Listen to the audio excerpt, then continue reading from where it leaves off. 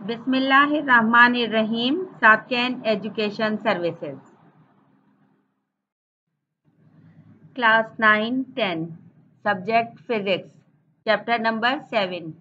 Circular Motion and Gravitation. Book page number 108-109. Session number 1. Assalamu alaikum dear students. I hope that you all will be fine by the grace of Almighty Allah. Let's start chapter number 7, Circular Motion and Gravitation. We know that nature is in unending motion. Previously, we have discussed the motion of body in a straight line. In this chapter, we will describe circular motion. In our daily life, we see the objects in rotation, the rotation of our Earth and other planets around the Sun, the rotation of Moon around Earth, the wheel of moving bicycle, a car, bus. These are all common examples of circular motion. What is circular motion? See the figure. In this, an object is moving in a circular path. Any object that revolves about a single point or axis undergoes circular motion.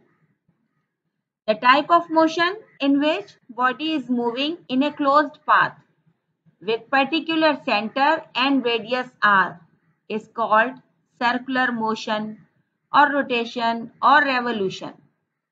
For example, motion of fan, Earth revolves around the Sun, motion of a biker in a death well, and many more.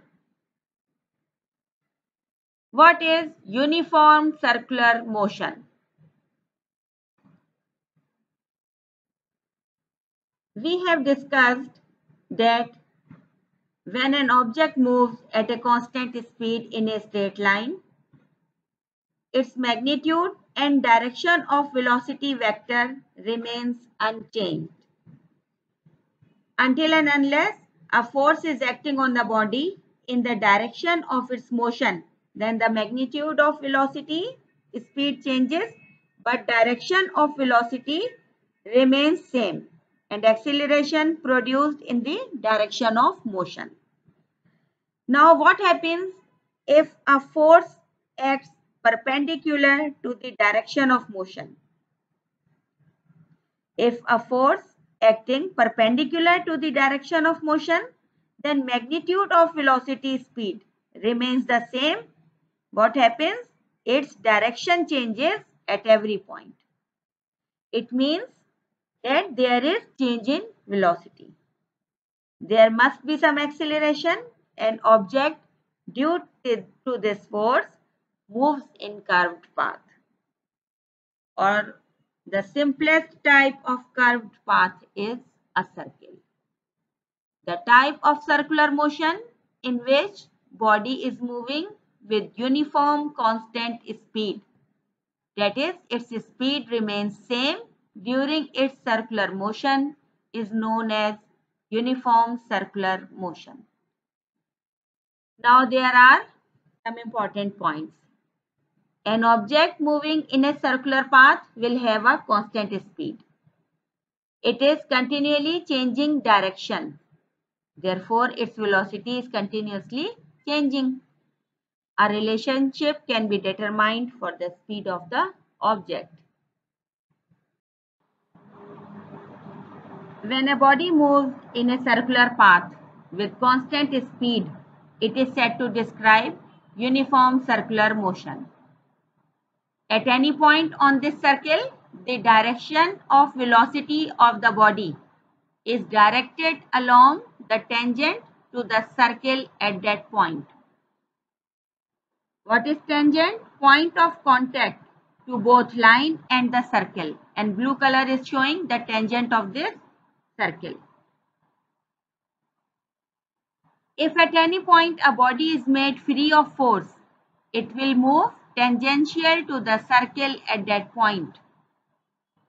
But as the body is moving along the circumference of the circle, there must be a force acting towards the center of the circle, and this force is called centripetal force.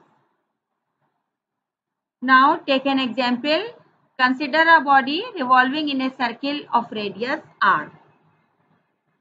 Let the body be at point P initially. After small interval of time, it moves to position P dash. The angle POP dash or theta subtended at the center of circle represent the turning of body during this interval. It gives angular displacement and it is measured in degrees, but it is more convenient to measure it in another unit, and that is radian. 1 radian is the angle subtended at the center of a circle by an arc equal in length to the radius of the circle. 1 radian is equals to 57.3 degrees. Centripetal acceleration.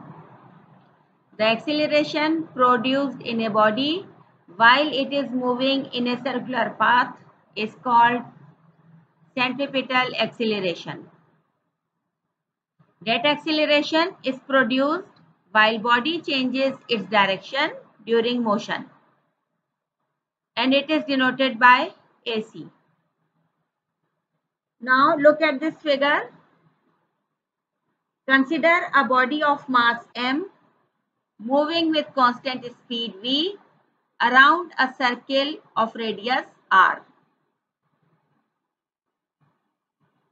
Now we know that at any instant the direction of velocity is directed along the tangent of the circular path.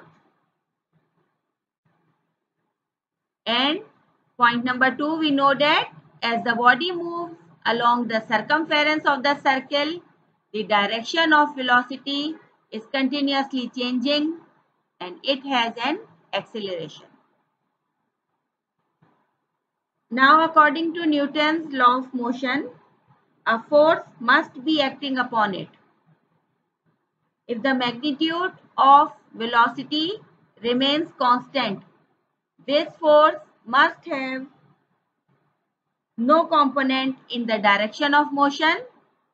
So, this force must be at right angle to the tangent of the circle.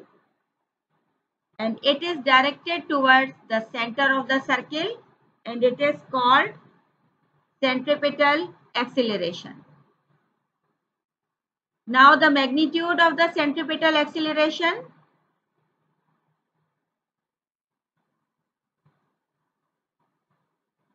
The magnitude of centripetal acceleration is equal to the square of the speed divided by the radius of the circle. The magnitude of this acceleration AC is now given by AC is equal to speed square divided by the radius r.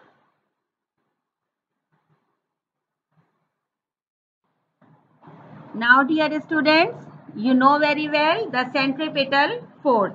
In the beginning of this session, we have told that the body moving along the circumference of the circle, there must be a force acting towards the center of the circle.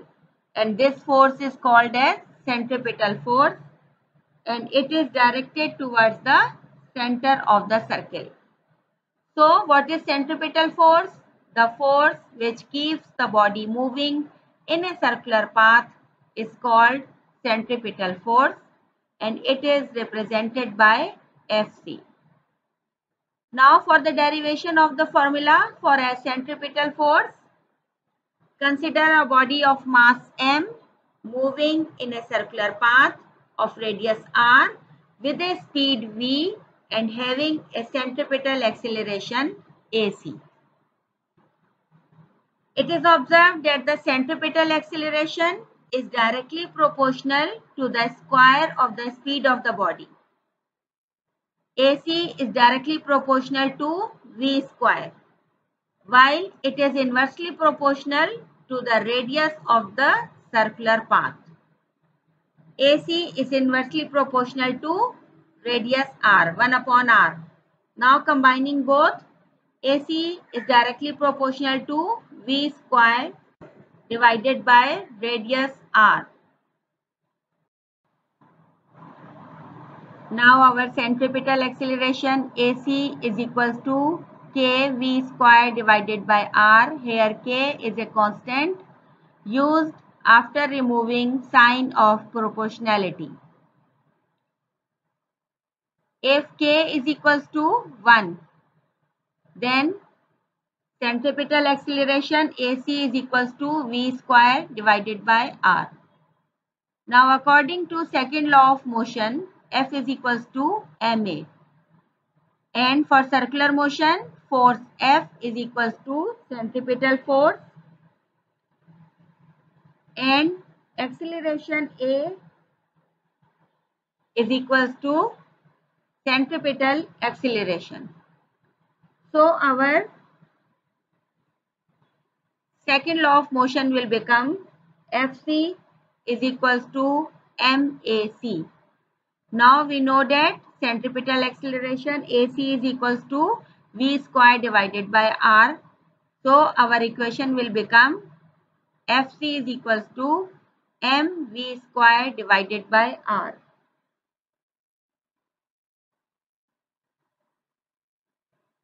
Now what is centrifugal force?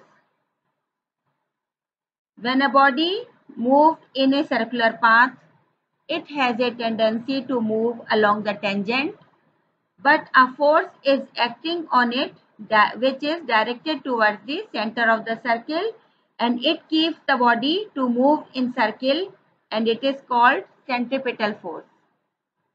According to Newton's third law of motion, there must be a reaction force that will be directed away from the center of the circle and is equal in magnitude but opposite to centripetal force, and it is called as centrifugal force. Now point number 1, the force which is responsible to keep the body moving in a circular path and it is directed away from the center of circular path is called centrifugal force, and its formula will become Fc is equals to minus mv square divided by r, because it is equal in magnitude but opposite to centripetal force. Now the example of centrifugal force is in case of whirling a stone with the help of a spring. The stone tends to get out from the circular path due to centrifugal force. As you can see that the boy which is at the axis of this circle is moving this stone. Centripetal force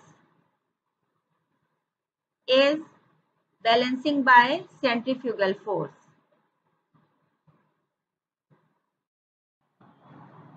Here is your homework. Question number 1. Define these. Circular motion, uniform circular motion. Question number 2. Explain centripetal acceleration and derive its formula. Question number 3. Explain centrifugal force and derive its formula. Learn and write these questions in copy by making proper diagrams with each question. Okay, students, I hope that you will understand this. Thank you. Allah Hafiz.